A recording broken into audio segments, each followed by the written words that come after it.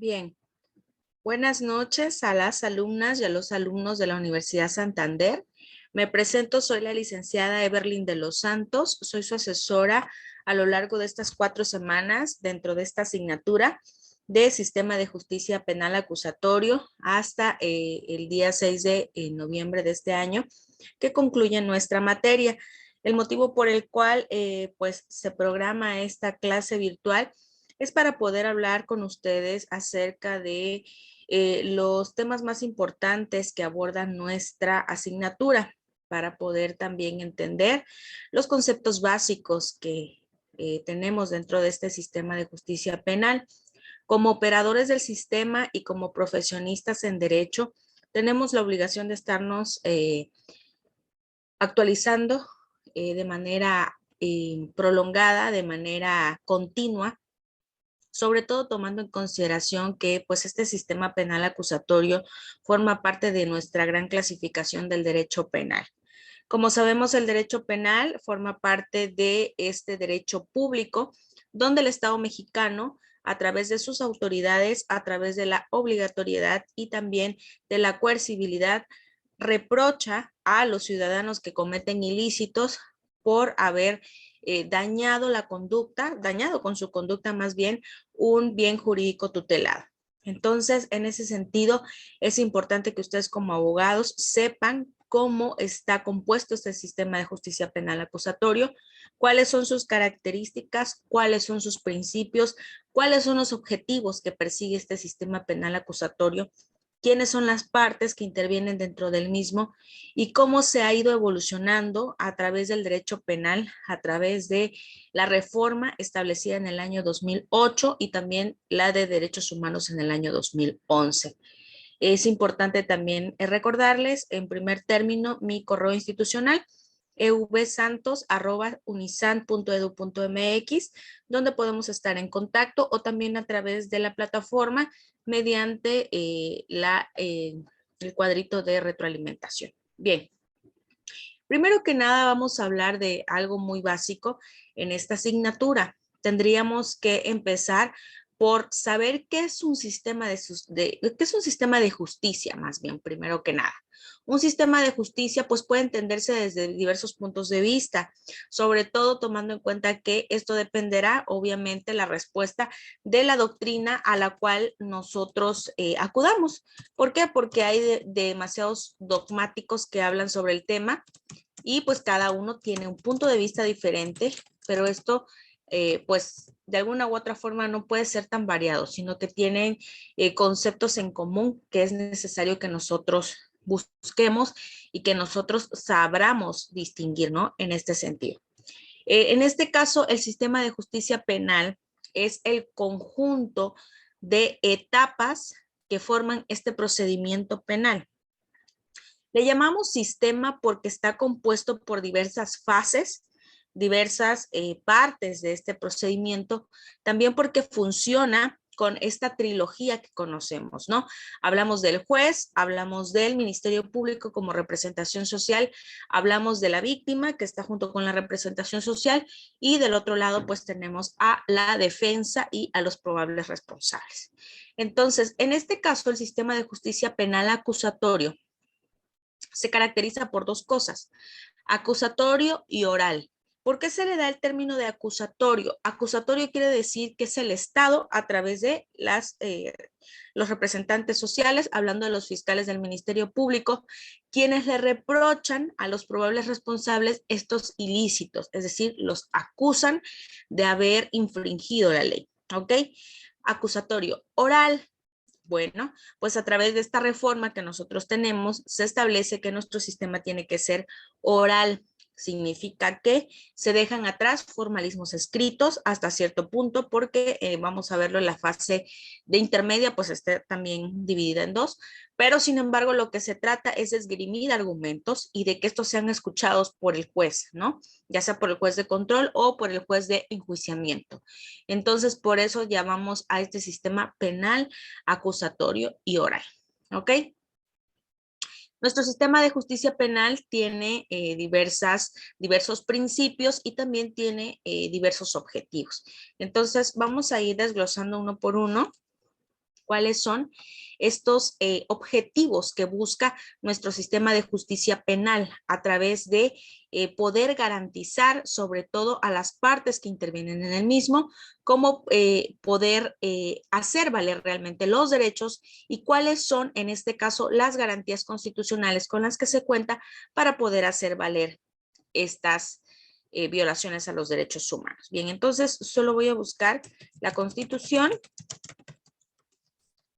para poder ubicar, en este caso, los principios y también para poder ubicar cuáles son los objetivos que persigue este sistema de justicia penal acusatoria.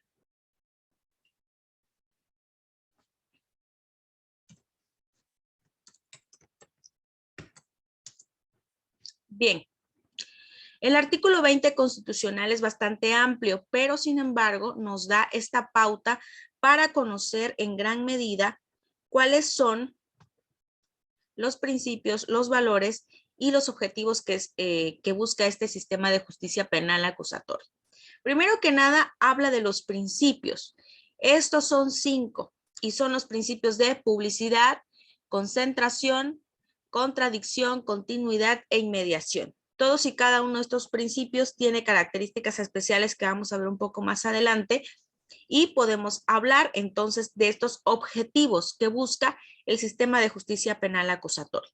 Estos están bien establecidos y delimitados en el artículo 20, apartado A, fracción 1 de la Constitución Federal. Dice, de los principios generales, el proceso penal tendrá por objeto el esclarecimiento de los hechos, es decir, llegar a la verdad histórica de lo que sucedió realmente en ese momento en el que se pudo haber cometido un delito. Segundo, proteger al inocente. ¿Por qué hablamos de proteger al inocente como uno de los objetivos específicos de este sistema de penal acusatorio? Porque en tiempos antiguos, hablando de un sistema inquisitivo en el que México estaba hasta antes del año 2008, no se le daba esa tutela y además esa participación activa a las víctimas. Las víctimas quedaban relegadas. Lo que trataba de hacer el Estado era condenar a los agresores sin tomar en cuenta cuáles eran verdaderamente las necesidades de las víctimas. Entonces, en este nuevo sistema, lo que se busca también es proteger al inocente. El otro objetivo es procurar que el culpable no quede impune, obviamente buscando siempre una sanción y a través de la reparación del daño de las víctimas. Y por último, pues como lo hemos dicho, que los daños causados por el delito se reparen. En sí, esta es la fuente específica del propósito de este sistema de justicia penal acusatoria. Siempre tenemos que tener muy en cuenta, sobre todo como abogados, si litigamos o bien si formamos parte de una autoridad administrativa, qué es lo que está buscando este sistema de justicia penal. Y además de lo que está buscando, garantizárselo a las víctimas, para entonces hablar de que estamos ante un debido proceso, ¿ok? Bien, dentro de esta parte también explica la Constitución. Dice, toda audiencia se desarrollará en presencia del juez. Aquí estamos hablando de esta nueva característica del sistema de justicia penal, donde hablamos del principio de inmediación. Anteriormente, estoy segura que hemos visto en algún documental, en alguna película, que estaban los agresores dentro de la rejilla de prácticas, ¿no? Así le decían, donde estaban los barrotes y ahí se veía la persona agresora, estaba el secretario y estaba el abogado defensor y el abogado de la víctima. Pero aquí veíamos que a veces no estaba presente el juez.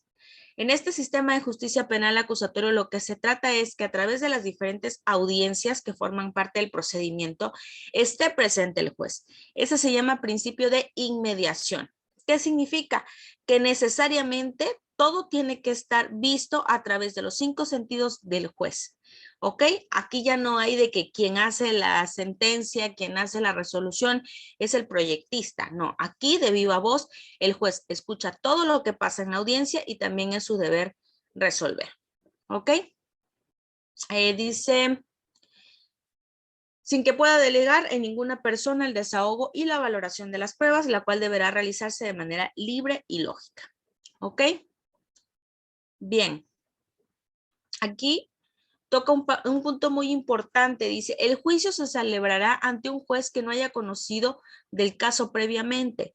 La presentación de los argumentos y los elementos probatorios se desarrollará de manera pública, contradictoria y oral. Y aquí hablamos nuevamente de los principios de este sistema. Primero que nada, es importante recalcar el hecho de que este procedimiento se caracteriza por ser público. Así lo maneja el Código Nacional de Procedimientos Penales dentro de sus principios. Pero la publicidad también está limitada. ¿Cómo está limitada este principio de publicidad? Bueno, si estamos hablando de un caso, por ejemplo, de aquellos que se consideran como delitos graves, entonces no podrá ser una audiencia pública. Hablamos del caso de secuestro, hablamos del caso de homicidios, hablamos del caso de delitos que se hayan cometido contra el correcto desarrollo psicosexual, sobre todo cuando se encuentran inmiscuidos menores de edad. En esos casos, la ley limita este principio de publicidad y solamente le da entrada entonces a quienes se identifican como las partes dentro del procedimiento. Asimismo, dice que será contradictorio. Este principio es uno de los más importantes. Contradecir quiere decir que yo como representante social o bien como defensor, ya sea público o privado, tengo el mismo derecho que mi contraparte. Ese mismo derecho se encuentra establecido en el momento en el que el juez nos da el uso de la voz a ambas partes y yo tengo entonces el derecho de poder contraargumentar contra lo que está haciendo valer la parte contraria. A eso se refiere el principio de contradicción. Es decir, tomar la iniciativa y además de tomar la iniciativa, en ese caso, pues también estar en posibilidad de poder argumentar y dar las razones por las cuales yo considero que no le asiste la razón a mi parte contraria, ¿ok? Oral, pues como ya dijimos, estos se esgrimen a través de el desarrollo de los argumentos dentro de las diferentes audiencias. Dice la carga de la prueba para demostrar la culpabilidad corresponde a la parte acusadora, conforme lo establece el tipo penal. Las partes tendrán igualdad procesal para sostener la acusación o la defensa respectivamente. El principio de igualdad y el principio de personas, en este caso, están contemplados en los artículos 10 y 11 del Código Nacional de Procedimientos Penales. En él se establece que todos somos iguales ante la ley, al igual que el artículo 4 constitucional. Entonces, esto trae como consecuencia que en el desarrollo de una audiencia, necesariamente ambas partes tengan las mismas oportunidades para poder argumentar y las mismas oportunidades para poder hacer valer sus argumentos. Entonces, por eso es necesario también recordar que entonces quien está obligado a probar necesariamente la culpabilidad, en este caso, pues es la representación social. Por ello, el Ministerio Público pues cobra todavía mayor relevancia al ser directamente el encargado de la investigación y pues de poder coadyuvar con sus auxiliares. En este caso, los auxiliares son considerados el policía y el perito, ¿ok? Bien.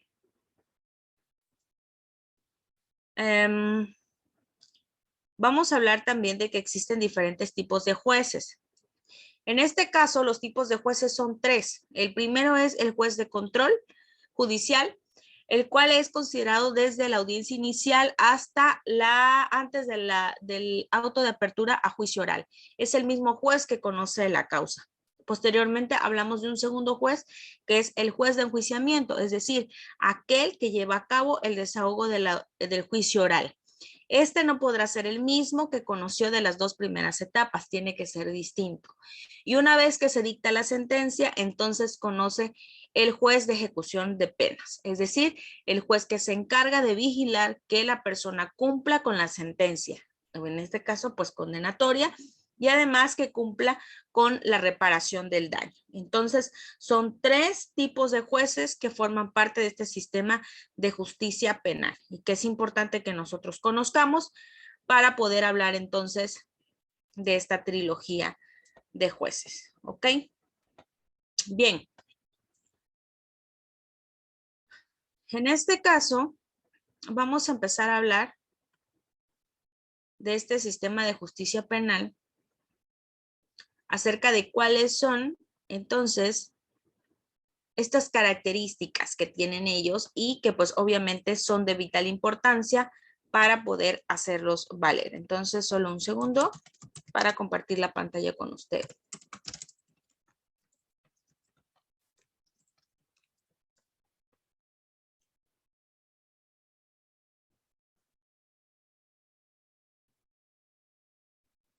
Ok. Comparto la pantalla con ustedes ahorita para hablar de ese tema.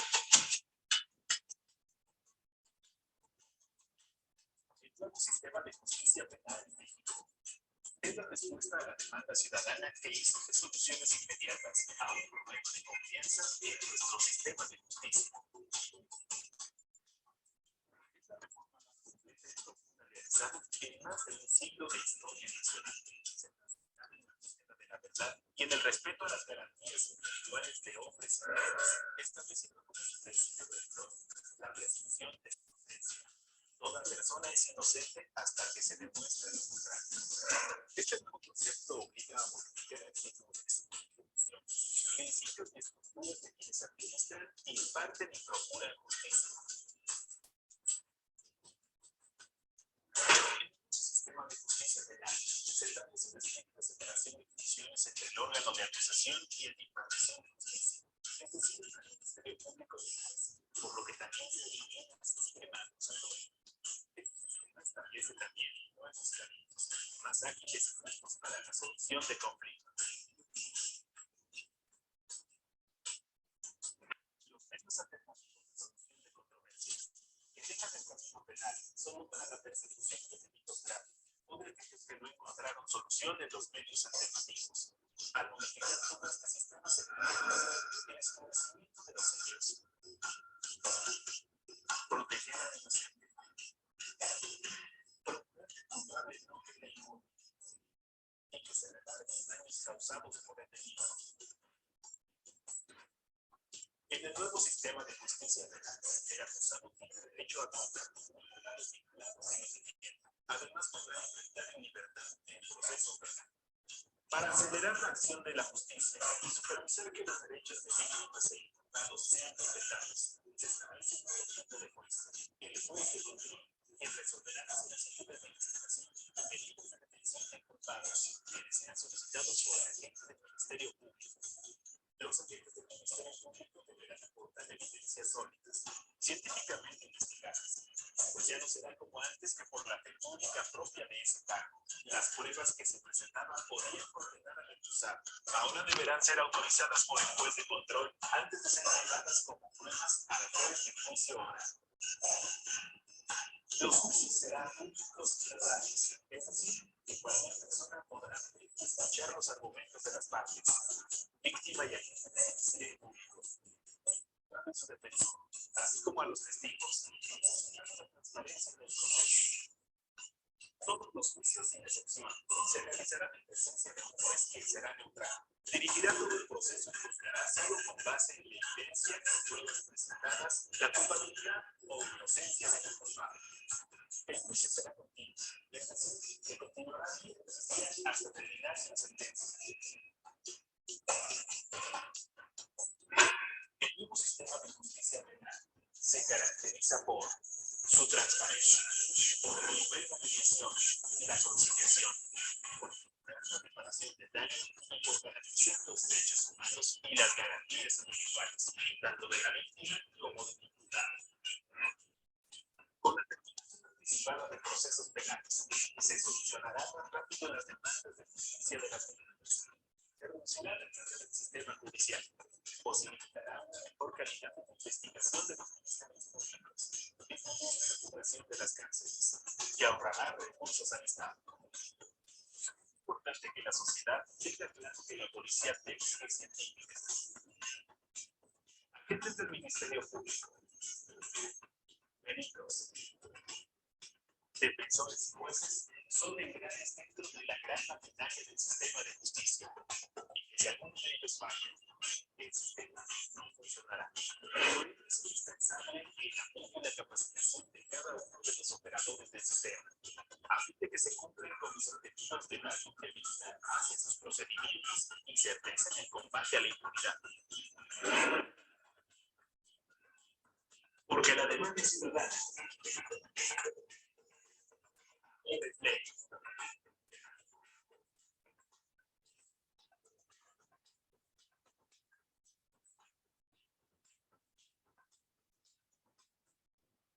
Bien, Creo que este video es bastante claro y preciso acerca de qué es el sistema de justicia penal, como ya lo hemos visto. También es cierto esta parte de que a partir de la reforma del sistema se da esta posibilidad de llegar a medios alternativos de solución de conflictos. Estos se encuentran establecidos y previstos en el artículo 17 de la Constitución Federal y tienen su propia ley federal de mecanismos alternativos de solución de conflictos. Pero hay una excepción a la regla. La excepción a la regla es que a estas medidas, a estas soluciones alternas, solo pueden optar aquellos que hayan cometido delitos que son considerados no graves y cuya pena máxima no exceda de 5 años. Si estamos dentro de alguno de estos, fuera de estos supuestos, entonces no podemos aplicar estas medidas alternativas y pues tendremos que cumplir con todo el procedimiento. Bien.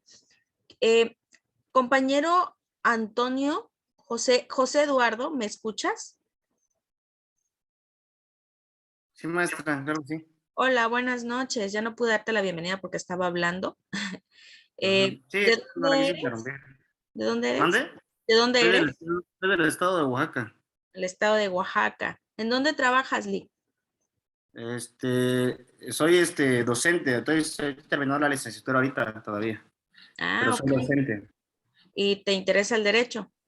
Así es.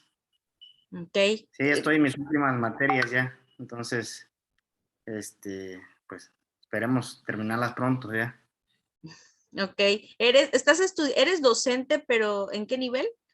Medio superior. Ah, ok, entiendo. Bien. Entonces, bueno, entonces como tú sabes, este sistema de justicia penal en México viene a cambiar el paradigma de todo lo que teníamos nosotros hasta antes de la reforma del año 2008, en junio, que es a través del cual México se ve en la necesidad más bien de cambiar este sistema inquisitivo a este sistema de justicia penal acusatorio. ¿Por qué se ve en esta necesidad en México? Porque precisamente como parte de la globalización, los estados, pues primermundistas, desarrollados, le dicen a México, bueno, México, ya no voy a seguir invirtiendo en ti, porque para mí tú sigues sin darme certeza jurídica ni respuestas a mis derechos humanos. Era uno de los estados más atrasados en cuestiones de justicia penal sobre todo. Entonces, los demás estados le dijeron a México, si tú no haces una reforma que sea verdaderamente significativa y que para mí pueda constituir el hecho de que me garantices mis derechos humanos, entonces tú estás fuera de mis pactos. Entonces, México se ve obligado a tener que dar este gran salto de un sistema inquisitivo donde toda la ley la tenía en sus manos el juez. Es decir, no había el principio de presunción de inocencia, no había el principio pro persona y por el contrario, el Ministerio Público tenía fe pública. ¿Qué implicaba que el Ministerio Público tuviera fe pública? Implicaba que todos los actos de investigación que supuestamente realizaba el MP a través de todos los formalismos escritos eran prueba plena. ¿Qué significa el término prueba plena? Que nadie podía cuestionarlos, ¿no? Que en este caso estos medios de prueba eran la ley, eran los reyes de poder hacer lo que se les daba la gana, ¿no? Entonces, a través de esta reforma, México le dice a través del Estado, no, o sea, pierdes esta fe pública y tienes la obligación de poder probar todo lo que tú estás diciendo. ¿Cómo lo vas a probar? A través de medios de prueba que sean con estricto apego a derechos humanos. Estoy segura que hemos escuchado en más de una ocasión alguna historia de terror, ¿verdad? Que se vivía anteriormente respecto a las confesiones. ¿Cómo obtenían las confesiones? A través de los llamados maltehuacanazos, ¿verdad? A través de torturas, a través de humillaciones, a través de vejaciones.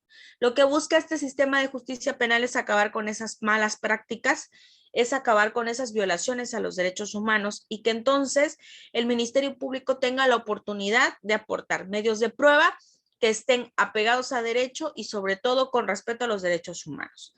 Si se detecta durante la secuela procesal que hay violaciones a los derechos humanos, estos serán declarados nulos y no tendrán ningún valor probatorio, ¿no? Entonces, por eso es que es muy importante esta reforma. Y además no solo eso, sino que también a partir del año 2011, México también entra al rol de hacer esta gran reforma de derechos humanos. Ello implica que el Estado mexicano no solo está obligado a reconocer los derechos humanos establecidos del artículo 1 al artículo 29 constitucional, sino también a reconocer aquellos derechos humanos que están contenidos en los tratados internacionales que México ha firmado y ha ratificado. Y además que ha suscrito. ¿Qué significa esto? Esto trae como consecuencia un paradigma internacional. Quiere decir que si un derecho humano no está establecido dentro de nuestra Constitución, pero está previsto en un tratado internacional del que México forma parte, entonces nuestra Constitución y nuestros tratados internacionales están a la par, están en la misma medida, ninguno es más que otro. Anteriormente estoy segura que hemos escuchado hablar de la pirámide de Kelsen. La pirámide de Kelsen decía que por analogía y por simple razón, la Constitución era la mayor ley que existía y no había nada que pudiera superarlo. Actualmente no. Nuestra Constitución y los tratados internacionales se encuentran al mismo nivel. Bien. Entonces, como parte de esta reforma, como ya vimos, existen también estas fases del sistema de justicia penal acusatorio. ¿De qué hablamos cuando hablamos de fases? Bueno, el sistema de justicia penal está dividido en tres grandes fases, El primero, la audiencia inicial, el segundo, la etapa intermedia y la tercera, que es el juicio oral. Todos y cada uno de ellos tienen sus propias características. Aquí, por ejemplo, es importante acotar el hecho de que en la primera fase, estamos hablando de la audiencia inicial, las pruebas no se llaman pruebas como tal, se llaman datos de prueba. ¿Por qué son datos de pruebas? Porque son solamente indicios de algo que pudo haber sucedido. ¿Cuándo adquieren el carácter de medios de prueba? Medios de prueba se convierten cuando ya estamos en la fase intermedia. Hay que recordar que en la fase intermedia es a través del cual el fiscal del Ministerio Público elabora la acusación formal contra el probable responsable. Es decir, le hace de conocimiento y le reprocha cuáles son los delitos que ha cometido y cuáles son entonces los medios de prueba que considera con los que cuenta el fiscal del Ministerio Público. Y por último, estos medios de prueba adquirirán el carácter de prueba una vez que hayan sido desahogados en la etapa de juicio oral. Entonces, las pruebas, dependiendo de la fase en la cual nos encontremos, va a tener diversas acepciones, siempre y cuando estas siempre cumplan con las formalidades establecidas dentro de, en este caso, pues, nuestros derechos humanos. Bien. Voy a hablar un poquito del artículo 17 de la Constitución para poder hablar de estos medios alternativos de solución de conflictos. Un segundo nada más, para poder ubicarlo y poder hablar de él.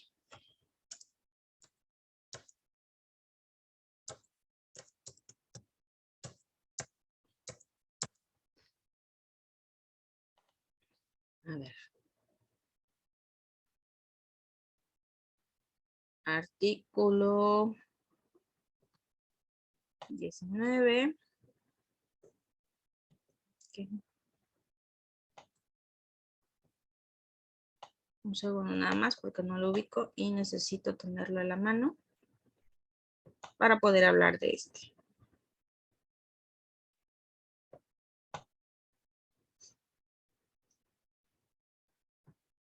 Bien. Artículo 17 de la Constitución Política de los Estados Unidos Mexicanos, donde establece en este caso algo que es muy importante para nosotros como operadores del sistema de justicia penal. Entonces voy a compartir la pantalla para poder hacer la lectura en conjunto. Artículo 17. Ninguna persona podrá hacerse justicia por sí misma ni ejercer violencia para reclamar su derecho. ¿Qué quiere decir? Quedan en automático prohibidas aquellas vejaciones, humillaciones y todo aquello encaminado a hacerse justicia por su propia mano. Aquí todo tiene que ser de manera legal y todo tiene que estar debidamente concatenado, comprobado y con estricto apego a los derechos humanos. Dice el artículo 17, toda persona tiene derecho a que se le administre justicia por tribunales que estarán expeditos para impartirla en los plazos y términos que fijen las leyes, emitiendo resoluciones de manera pronta, completa e imparcial. Su servicio será gratuito, quedando en consecuencia prohibidas las costas judiciales. Hablamos en este caso tanto de las representaciones sociales, que son las fiscalías, como de los órganos jurisdiccionales. Como ciudadanos tenemos este principio y este derecho humano a que se nos administre justicia por tribunales que serán expeditos y gratuitos, al igual que las fiscalías, ¿ok? Dice, este es el más importante, el párrafo primero, segundo, tercero, cuarto, quinto. Las leyes preverán mecanismos alternativos de solución de controversias en la materia penal, regularán su aplicación, asegurarán la reparación del daño y establecerán los casos en los que se requerirá supervisión judicial. Este párrafo da pie a que existe entonces la Ley Federal de Mecanismos Alternativos de Solución de Conflictos. Dentro de estos mecanismos encontramos en este caso, por ejemplo, como una forma de salida alterna, pues los acuerdos probatorios, el procedimiento abreviado y criterios de oportunidad. ¿Qué implican estas salidas alternativas? Implica que en muchos casos el probable responsable se va a ir en automático con antecedentes penales por haber aceptado la responsabilidad. Pero eso también implica que en determinado momento la pena pueda ser más baja y que no necesariamente se tengan que ir al desahogo de un juicio oral. ¿Ok? Porque en muchas ocasiones no es tan benéfico tener un juicio oral cuando sabes que la pena puede ser máxima. Entonces, ahí dependerá de la estrategia de la defensa o bien de la estrategia del fiscal del Ministerio Público para poder hacer valer esta situación y poder hablar y entender si estamos dispuestos a poder celebrar un medio alternativo de solución de conflictos. Ojo, para que esto pueda tener realmente la formalidad de vida, tiene que estar debidamente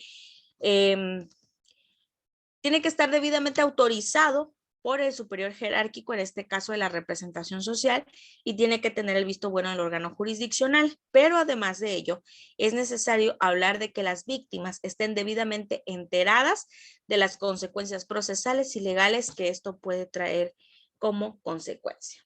¿Ok? Bien. Quiero hablar de un tema muy importante, que es los sujetos del sistema de justicia penal. Los sujetos son diversos. Los sujetos, estamos hablando de víctima u ofendido, estamos hablando del fiscal del Ministerio Público, estamos hablando del asesor jurídico, que es una nueva figura, estamos hablando del probable responsable, también del defensor, ya sea público o privado, estamos hablando del juzgador y también hablamos de la autoridad administrativa que supervisa las medidas cautelares. Entonces, son cosas totalmente distintas, cada uno de ellos tiene características propias y tiene objetivos también específicos. Entonces, comparto en este caso este video con ustedes para poder entender. Muy buenas tardes a todos ustedes. Bienvenidos a un video más de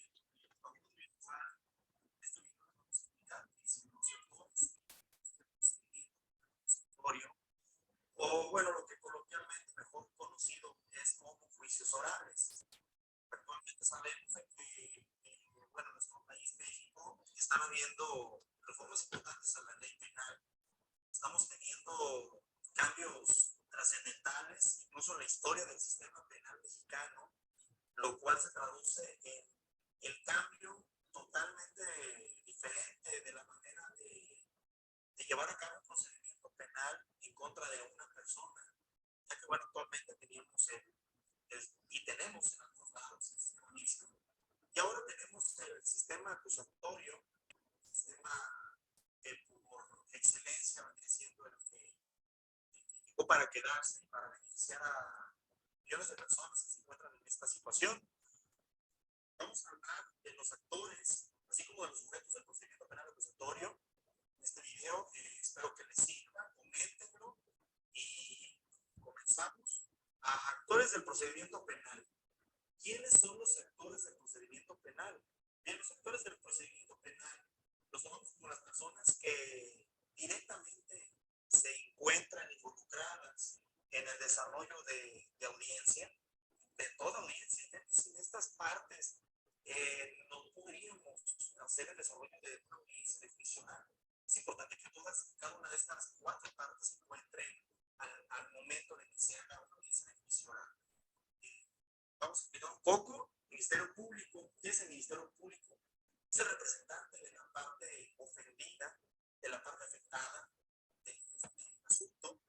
Es quien se encargará de, mediante la carpeta de investigación, proporcionar todos los datos, medios y pruebas necesarias al órgano jurisdiccional a fin de lograr beneficiar a su cliente, que vendría siendo su representado, la parte afectada.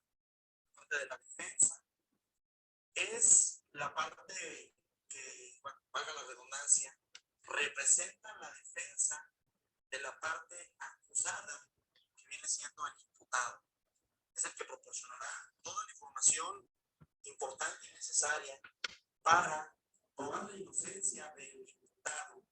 Cabe señalar que se le menciona imputado, anteriormente se conoció como inculpado, y otro tipo de sinónimos. El órgano jurisdiccional, pues los juzgados, básicamente. Y no solo la instalación, infraestructura, sino también mencionamos al juez.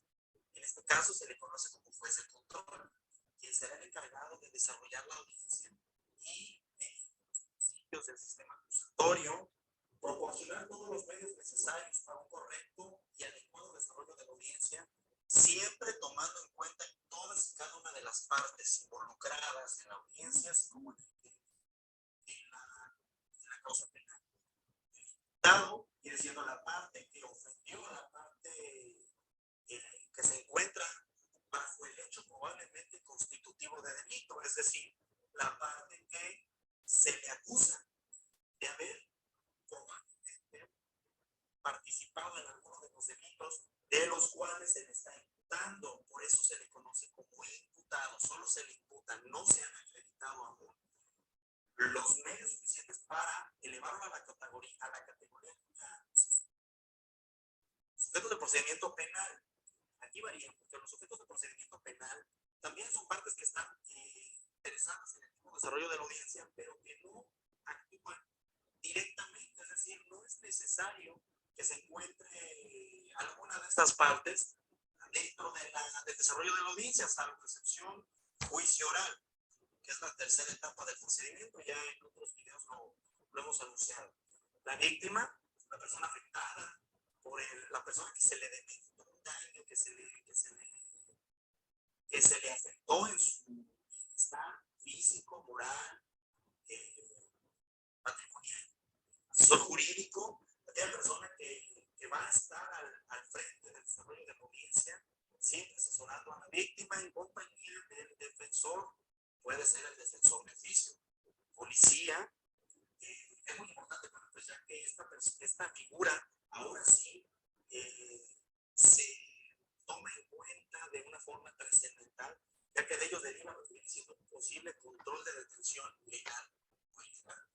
Puede permitir el desarrollo sano de una audiencia o que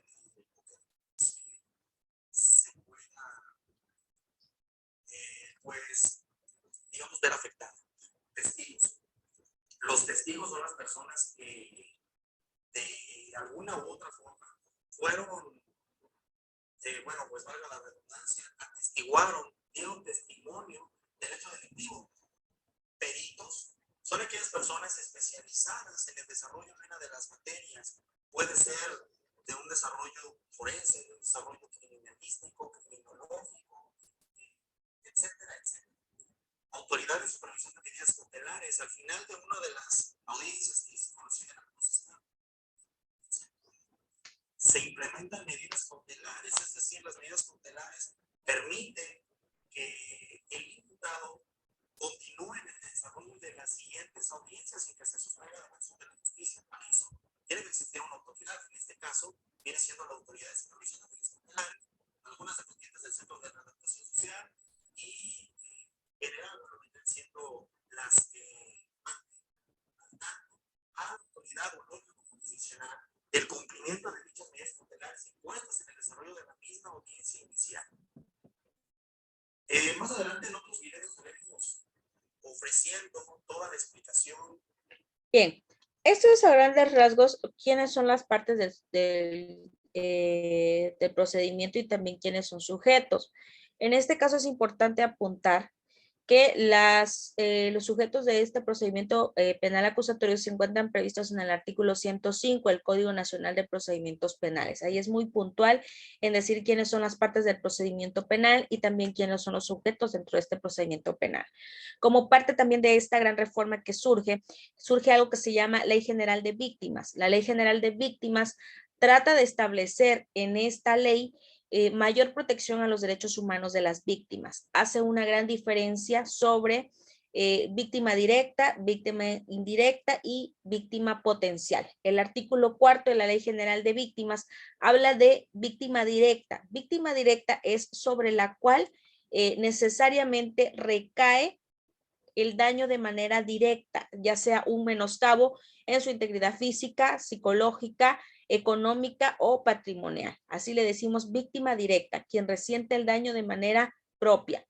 Víctima indirecta es aquel que forma parte dentro del núcleo de la víctima directa. Podemos hablar, por ejemplo, de los padres que representan a sus hijos en casos de delitos sexuales. En este caso, la mamá o el papá que hace la denuncia es víctima indirecta. Podemos hablar también de un ejemplo claro de los feminicidios. La víctima directa es quien desgraciadamente pierde la vida y la víctima indirecta son las personas que se relacionaban con ellos. Hablamos de hijos, padres, hermanos, etcétera. Cualquiera puede tener la calidad de víctima indirecta. Y víctima potencial. La víctima potencial prevé que son aquellas personas que se encuentran en peligro su integridad física y psicológica por el hecho de ayudar y impulsar el procedimiento a favor de las víctimas directas. En este caso hablamos de asesores jurídicos, defensores públicos, ministerios públicos o activistas. Entonces, la Ley General de Víctimas prevé a estas personas que pueden tener en peligro su integridad como víctimas potenciales, ¿ok? Como bien lo apunta el video, anteriormente hablábamos de sentenciado, hablábamos de culpable, hablábamos de agresores, cuando nos referíamos a la persona que cometió el hecho. Actualmente no. Actualmente, antes de la audiencia de imputación, hablamos de probable responsable. ¿Por qué? Porque tiene el carácter de presunción de inocencia, que es uno de los principios que rigen este sistema de justicia penal acusatorio.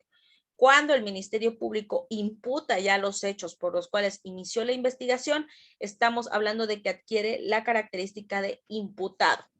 Una vez que pasamos la audiencia inicial y se hace la formal acusación por parte de la representación social, estamos hablando de acusado, porque el Ministerio Público ya hizo esa acusación formal ante el órgano jurisdiccional contra el probable responsable. Y finalmente, pues cuando ya estamos en la etapa de juicio oral, podemos hablar ya si esta persona fue sentenciada, entonces de un sentenciado. ¿Ok? Ahora existe algo que se llama Centro de Rehabilitación, Centro de Readaptación Social. Antes era Centro de Rehabilitación Social, ahora ya no. Lo que se busca es a través de la reforma del artículo 19 de la Constitución, se le reconoce a estas personas que se encuentran privadas de la libertad los derechos humanos más básicos. Entre ellos se encuentran el derecho a la salud, el derecho al trabajo, el derecho al deporte, el derecho a la cultura, el derecho a una religión. Es decir, este sistema de justicia penal reconoce que el Estado mexicano se encuentra obligado a garantizar estos derechos humanos aun cuando te encuentres privado de tu libertad, lo cual pues es bueno porque en muchas ocasiones sé que nada más es teoría, porque desgraciadamente en la práctica seguimos viendo los centros de rehabilitación y de reinserción pues bastante disminuidos, bastante peligrosos, bastante humillantes para la dignidad humana de la persona. En una celda pueden dormir muchísimas personas, hay personas que duermen en el piso, hay personas que pues no tienen ni siquiera dónde bañarse. Entonces, se supone que el Estado mexicano con esta gran reforma busca que estas personas puedan tener una dignidad y una calidad humana dentro de la privación de su libertad. ¿Hasta aquí tienes alguna duda, Lee? ¿Me escuchas? Sí, lo escucho, maestra. No, pero no tengo ninguna duda. Ok. ¿Quieres comentarme algo? ¿Tienes alguna duda sobre este tema?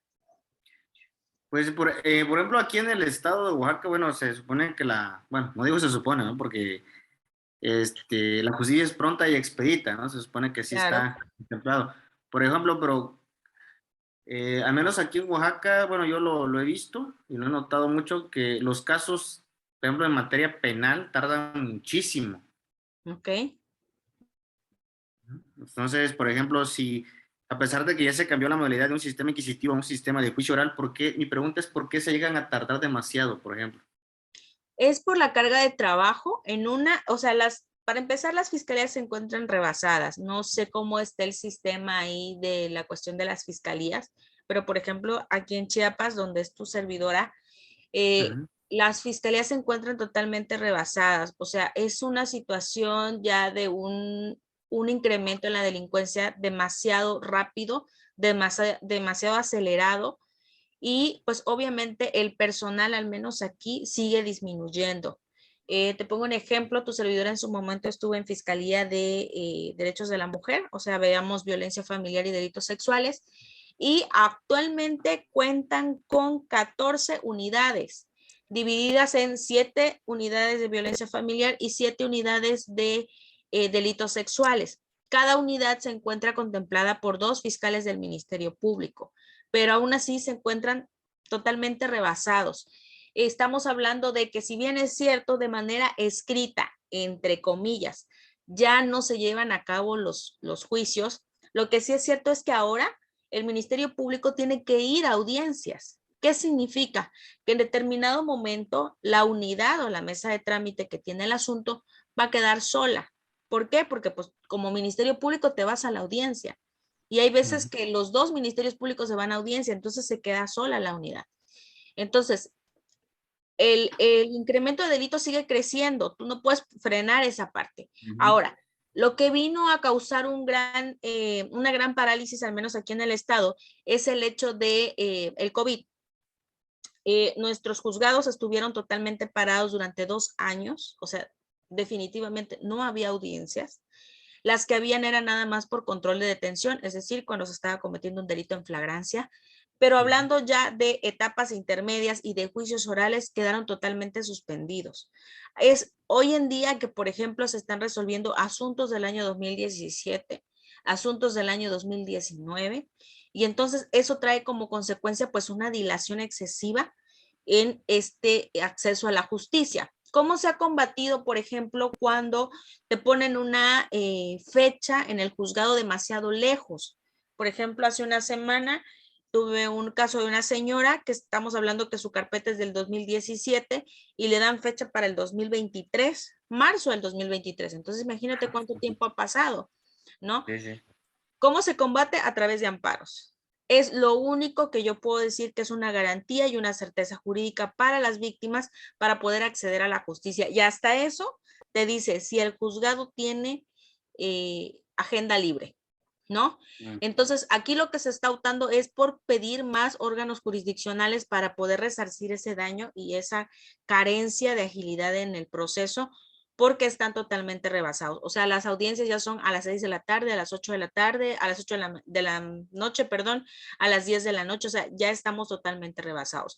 Y el detalle es que tú sigues desgastando al personal. El personal cada día está más recortado, ¿no? Y pues el incremento sigue. Entonces, yo, bueno, al menos en mi punto de vista, de acuerdo a lo que vivo aquí en el estado, esa es una de las razones por las cuales esto no está funcionando. No sé Ah, en ok. Oaxaca. Entonces, maestra, entonces una de las cosas para poder acelerar el proceso, ahorita que mencionó, por ejemplo, esa carpeta del 2017, un caso igual aquí, entonces, la última opción sería el amparo como última medida. Así es. El Ah, amparo ok. como última medida. Primero que nada, interponer el recurso de revocación ante el juzgado una vez que te sea notificado. Tienes Ujú, 48 horas para poder hacer valer el recurso de revocación, es decir, decirle al mismo juez que hizo tu resolución, me afecta esta fecha tan lejana que me estás dando, porque pues estás negándome el acceso a la justicia, porque pues no estás cumpliendo con el artículo 17, que tiene que ser una justicia pronta, expedita, y entonces el juez o la jueza te va a contestar si al lugar a tu petición o no al lugar a tu petición porque pues la verdad no tengo espacio. Entonces, Ok. una vez teniendo esa resolución de parte del juzgado de control, tú tienes 15 días para poder interponer el amparo indirecto. En el amparo indirecto tú le explicas a la autoridad federal lo mismo que le estás explicando a la jueza local, digamos así. Ujú. Le anexas como prueba la resolución que te haya dado, ya sea por escrito, y entonces él en el amparo tendrán que resolver si es el mismo juzgado que lleva el asunto o por situaciones de violaciones a derechos humanos te impone un juzgado nuevo. Aquí se está manejando al menos así, ¿no? Pero por excelencia, acuérdate que la garantía por excelencia para hacer valer la violación a un derecho humano es el amparo. ¿Sale? Sí. Prevista en el artículo 103 y 107 de la Constitución Federal. Así se han estado combatiendo todas las resoluciones porque no hay forma. La verdad es que es una situación bastante apremiante y además de apremiante, pues es algo que está en peligro. No sé si Oaxaca, creo que sí, cuenta con alerta de violencia de género. Sí. Aquí. Entonces también Chiapas aquí cuenta con la alerta de violencia de género. Entonces estamos hablando de un asunto de violencia familiar, pues es preponderante para el Estado poder hacerlo, ¿no? Y pues en este caso Oaxaca es uno de los precursores del sistema de justicia penal, ¿es correcto? Sí. ¿Ustedes cuándo iniciaron con el sistema de justicia? ¿Cuál de justicia penal? Uh-huh. Ah, híjoles, así no tengo ese dato, maestra. Ok. Por ejemplo, aquí en Chiapas empezaron a partir del año 2012 con delitos no graves y a partir del año 2014 con delitos graves. Entonces no tenemos ni 10 años en el sistema, ¿no? Para nosotros, pues todavía estamos en pañales, considero la administración pública, porque a pesar de las capacitaciones, hay que ser muy realistas.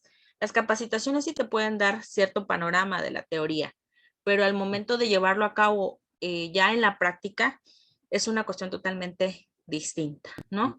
Y entonces el operador del sistema tiene que estar lo suficientemente preparado para poder afrontar esa parte, ¿no? Los abogados particulares pues están cada día preparando más, cada día están estudiando nuevas cosas y pues desgraciadamente la administración pública se está quedando atrás, ¿no?